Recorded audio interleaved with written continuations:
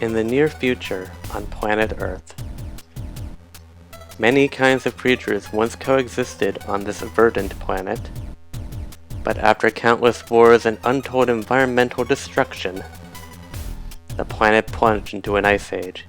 Humanity was left with no choice but to migrate en masse underground. When the ice age finally came to an end, humans began developing methods while they were living underground to one day restore their planet to the lush green landscape it once was. During this time, a large, mysterious comet fell to the Earth. However, the progress of restoring their lost ecosystem was coming along well, and humanity was eventually able to live on the surface again. Several hundred years have passed since then. Enter a young man named Jason Frudnick, known for being a genius in the field of robotic engineering. One day, he came upon a creature he had never seen before. No records of this creature existed. With his interest in this mysterious creature piqued, Jason named it Fred and began to observe it closely. But after some time had passed, Fred escaped. Jason gave chase, and he observed Fred jump into a mysterious hole that appeared seemingly out of nowhere.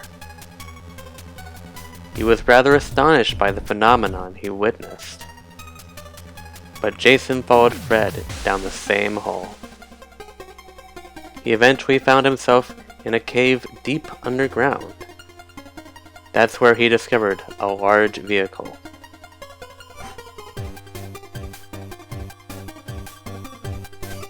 Almost as if this vehicle with the name Sophia III on the side was inviting him in, the door to the cockpit opened up. In order to bring Fred back, Jason hopped into Sophia III and set out on his adventure. Little did he know the strange phenomena were only just getting started.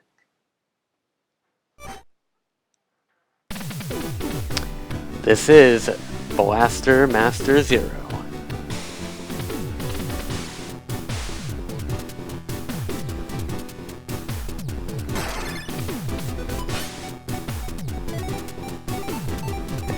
In case you couldn't tell, played this a lot.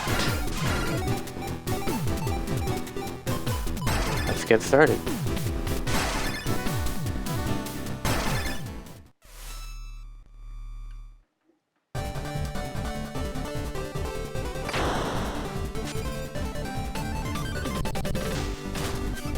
Is this one of those underground forest areas they made during the last ice age? Hundreds of years have passed, but the ecosystem is alive and well. It would seem that the preservation system is still functioning somehow. Better still keep my guard up. Never know what could still be here. The glorious Blaster Master Zero, the remake of Blaster Master from the NES days. Now we have convenient diagonal shooting to defeat enemies in the most convenient of ways by shooting diagonally. Such convenience. Such convenience.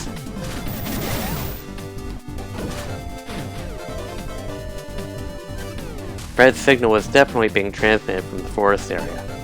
Receiver was being displayed on the monitor. I guess I'm pretty lucky that Sophia has a functionality like this.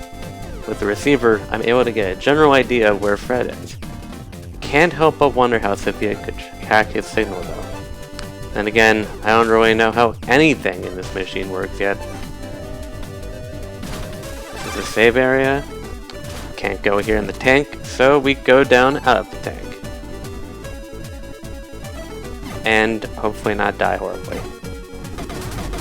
because this game has fall damage, but it also has crawling. Something Metroid can't do. It also has strafing.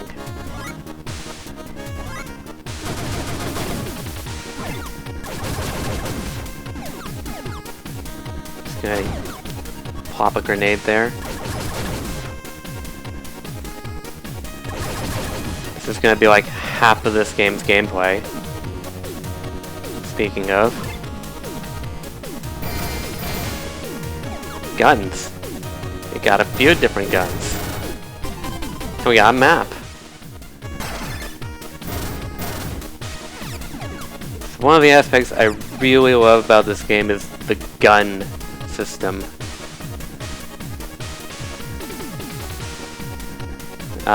So earlier I just had this pea shooter, but now I can shoot long, or I can shoot through walls. There are a few more that I have access to, which I'll show later.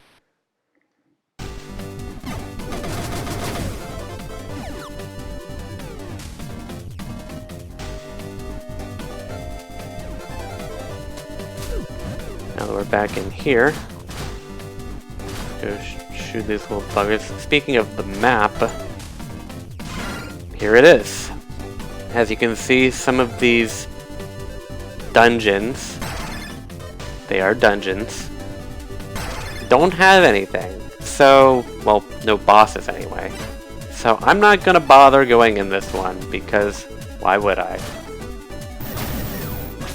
Just gonna shoot some missiles. I'm gonna get out here, find some not Metroids. Some not Metroids in my not Metroid game.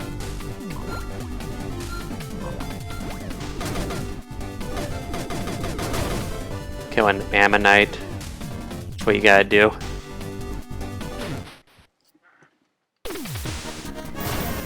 The weakest enemy in the game, followed by the kind of weakest enemy. Not actually the weakest. Should probably use this other gun. Basically. Did that go through the wall? That went through the wall. What the? This doesn't go through walls! How'd I do that? It's basically a shotgun. And this is basically a machine gun. And is the only gun that actually stuns those things.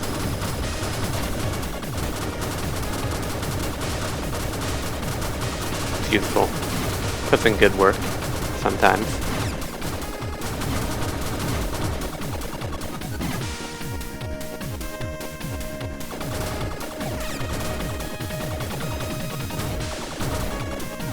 Got some more gun. I'm not gonna show that off just yet. Aw man, really? Do I have to do this that way? I'll show off some stuff.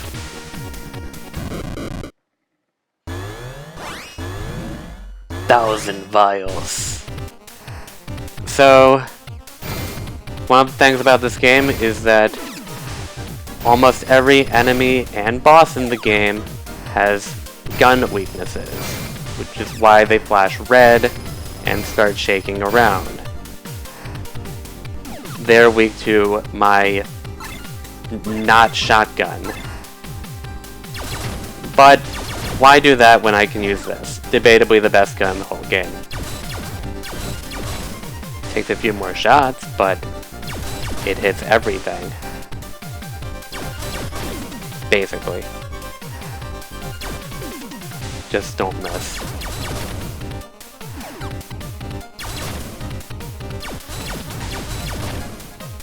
So in case you haven't noticed, the purplish ones have more stamina than the orange ones, and the yellow ones have even more stamina than that. But the yellow ones move slower than the purple ones, which move slower than the orange ones. Also, I got Thunderbreaker, a sub-weapon that shoots lightning from directly beneath Sophia.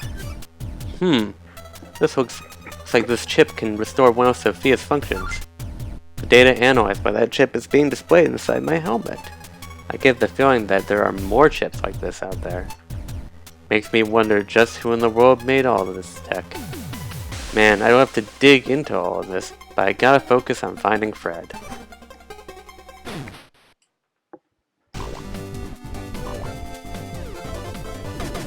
Chips. Can't wait to find the barbecue flavored ones.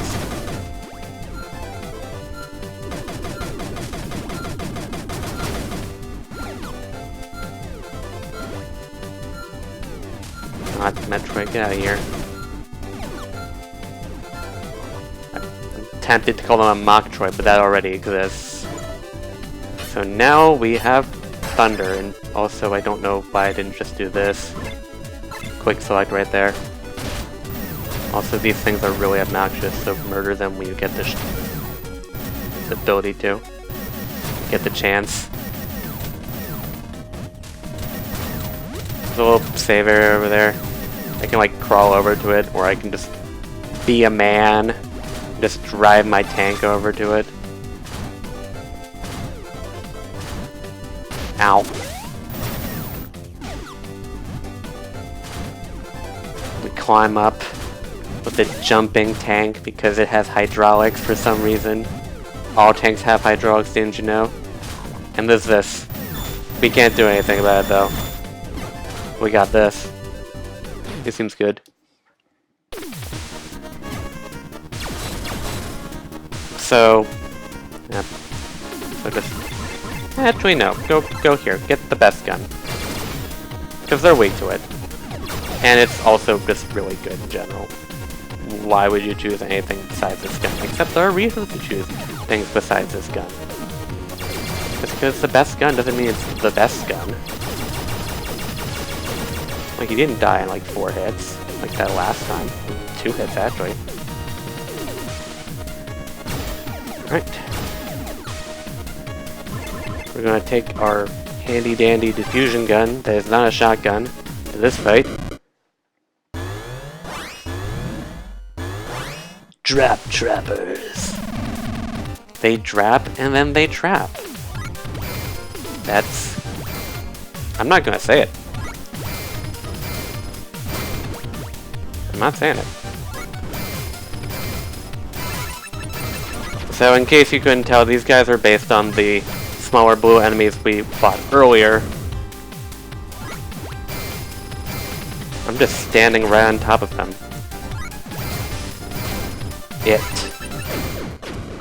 Whatever. And they're dead, because this is a good weapon to fight them with. I'm not sure that also Ignition Bomb, which is my favorite sub-weapon. A sub-weapon that sets a bomb that can be triggered by pressing the sub-weapon button again. Looks like this chip lets me use a new sub-weapon. Gotta figure out how to read my surroundings and use the best weapons for the situation at hand. What's going on about? I don't know how effective the wave gun is as far as like for speed on that, so I just kind of use diffusion because it's good. And look where we are. We're back here. Back to that save thingamajig. Also, since I never really showed this off, Thunderbreaker. Poopers. They're all dead. Okay, they're not all dead. But a lot of things just died. Mainly because a lot of the enemies in the water are actually kind of weak. And when you use Thunderbreaker underwater, basically everything that's underwater takes really tiny damage, which is enough to kill those Ammonites. Perhaps somewhat ironically, considering Ammonites are pretty heavily armored. And back to my shenanigans with this. This is called Striker, by the way! Good. Just give me a minor freak out. Despite not being the highest on the gun list, it is usually considered by me to be the best one. But of course, wave is still really good.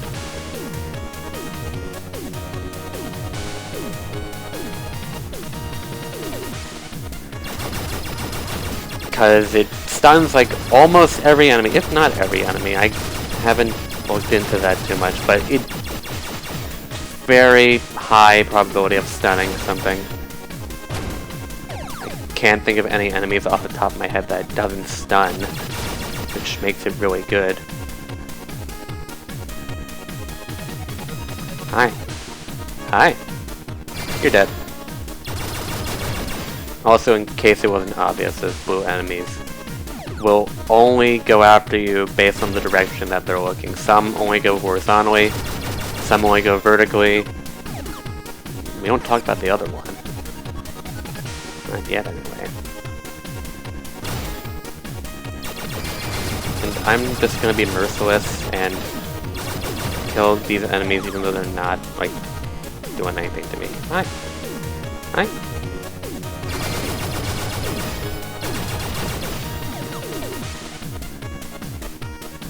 Can't do anything. I'm too good. Now we're gonna show off another one of these that I skipped over. Flame. What the heck is that? Some giant mutant? Darn it. Guess I gotta do this. Guess I got responsibilities. Force Destroyer. Mother Brain. Wait, this ain't Metroid. Or Fantasy Star something. Or anything else that has a Mother Brain in it. Also, it's dead.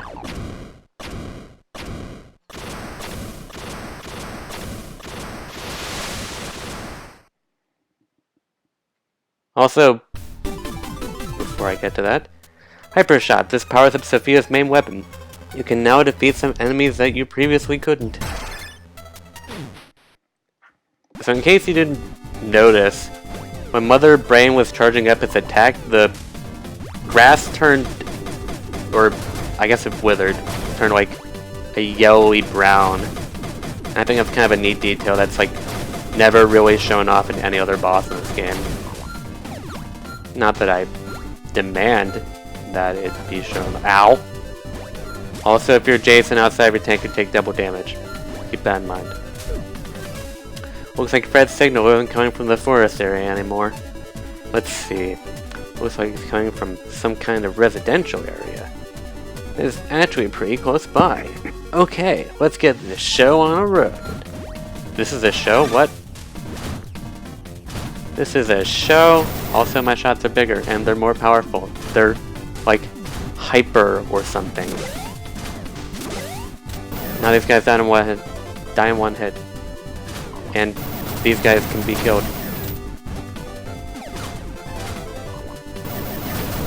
Those guys take less shots. That turret on the ceiling's dead. That's dead. Shoot that more. Can't respawn enemies when they're out. Life up. Increase Jason and Sophia's life by 1. And get healed, because that's normal.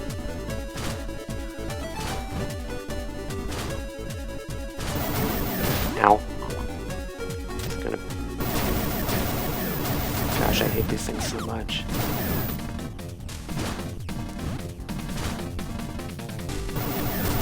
Another one of these over here, and it's gone. And why Thunderbreaker is useful. No. The original game was not that useful at all.